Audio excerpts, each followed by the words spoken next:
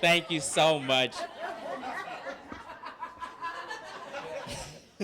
My name is Eureka. Thank you. I still stay with my mom, okay? That's one thing about me. I still stay with my mom, and I don't know, she just won't move out. She just won't go. She won't go anywhere. And I'll be honest, guys, I don't like staying with my mom because my mom is one of those African Magic women. Do you guys know African Magic? African Magic is that channel that just plays Nigerian movies the whole day. And I'll be honest, I don't like Nigerian movies because I feel like Nigerian movies don't have enough mystery and suspense. Because, like, you know, whenever I watch, like, a great movie, I remember after watching Bad Boys, like, wow, that was such a great movie. I cannot wait for Bad Boys 2. And I remember after watching another great movie, I watched Twilight. I was like, wow, that was such a great movie. Hashtag no homo. But I cannot wait for the next Twilight, you know? Here's the thing about Nigerian movies. They've got no mystery, no suspense. They play the sequel right after the movie. I was watching a great movie on African Magic. It was called Abduction. And Abduction was awesome, man. It was about someone getting abducted. And right after Abduction, I was like, Abduction Part 2. Coming soon. Right after this, I was like, come on, I need more popcorn. And I'll be honest, guys, I don't really like, you know, like staying with my parents is cool, you know, right now, it's all right. But, you know, I did grow up poor. And it was rough because my parents never told me that we were poor. I had to, like, find out by myself. And as a child, how do you measure wealth and success? As a child, you measure wealth and success by the amount of toys you have. And I had lots of toys, so it is natural for me to think that we were rich. I just didn't take into account that my dad worked at a toy store, and he was stealing these toys from work. But again, no one told me this. No one told me. It was just always suspicious. Whenever my dad brought toys home, they always came out of his pants like, yeah, Antoine, here's a Power Ranger. I'm like, come on, Dad.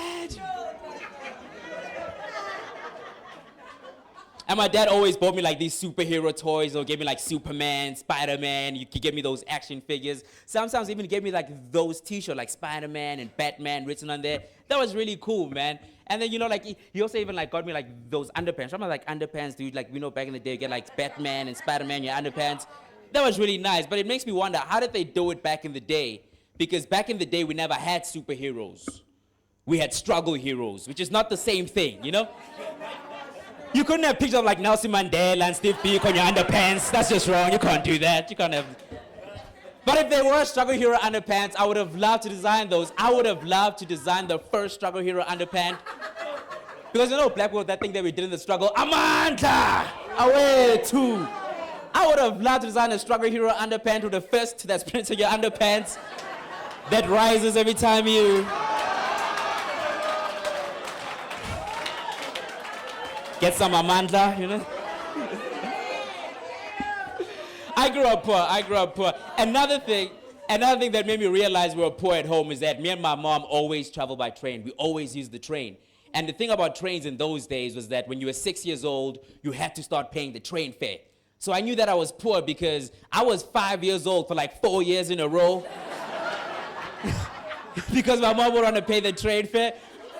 Which is not nice as a child, because as a child, you always look forward to your birthday. It's like, yes, I'm 10 years old. They're like, damn it, I'm gonna be 5 again tomorrow. I'd be so jealous at birthday parties, man. I'll see my friends, they're like, yay, I'm 12 years old. I'm like, wow, you guys are rich, young. Yes, you're allowed to be 12, wow. These kids get to grow and stuff, wow.